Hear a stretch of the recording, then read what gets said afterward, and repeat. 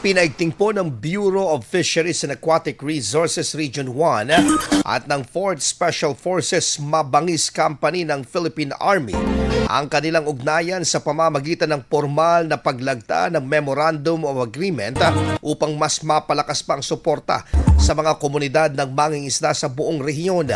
Layunin ng nakasunduan na pagtibayin pa ang sama-samang hakbang sa pagpapalawak ng kaalaman sa pangingisda at pangangalaga ng yamang dagat, disaster response at tamang pamamahagi ng impormasyon.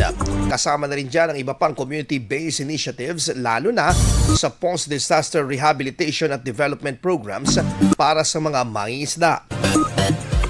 Sa aktibidad, inilahad ng 4th Special Forces Company ang resulta ng kanilang needs assessment mula sa 10 lokal na organisasyon ng mangingisda sa Ilocos Norte at 29 naman sa Ilocos Sur na isinagawa noong nakaraang taon bilang bahagi ng Post-Typhoon Crisis Response Unit. Ayon sa BIFA Region 1, unang susuriin ng tanggapan ang ipinasa na datos upang matiyak kung ang mga naitalang organisasyon ay nakatanggap ng tulong mula sa nasabing ahensya mula 2025 kasabay pa ng iba pang rehabilitation initiatives para sa mga mangingisda sa buong rehiyon.